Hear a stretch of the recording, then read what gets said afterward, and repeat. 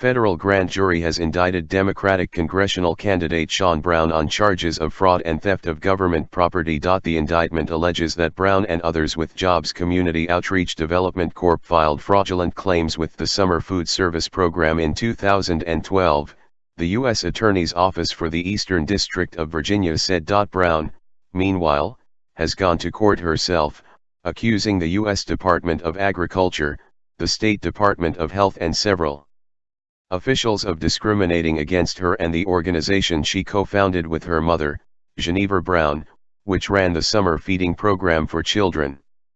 "This is about making sure there are no hungry children in Hampton Roads," she said. Brown ran for Congress in 2016, losing to Representative Scott Taylor, R. Virginia Beach, by nearly 23 percentage points. She is again seeking the Democratic nomination for the 2018 race. The indictment says that Brown directed Jobs staff to inflate the number of children actually fed and to falsify documents in order to obtain additional money, according to the U.S. Attorney's Office. She has been charged with wire fraud and theft of government property, and faces a maximum penalty of 20 years in prison if convicted. "We will vigorously defend. She maintains her innocence," said her attorney, Jimmy Ellenson.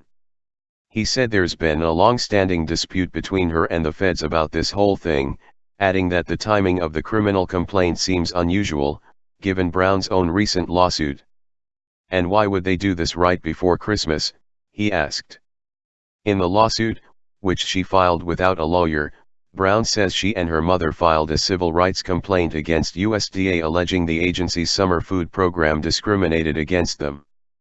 The lawsuit says the USDA, State Health Department and 5 officials unlawfully delayed payments, and falsified reimbursements and claims for reimbursements.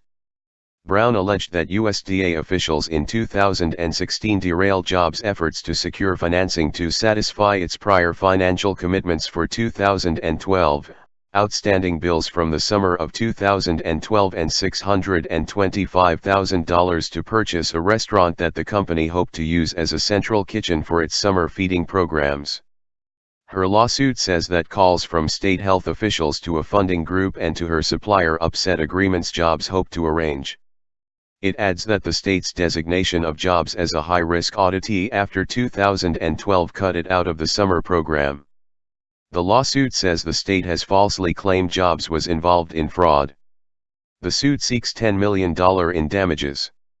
Brown asked the U.S. District Court in Alexandria to appoint an attorney for her, but Judge Liam O'Grady denied the request, saying that the exceptional circumstances that allow judges to do so in civil lawsuits did not exist in her case.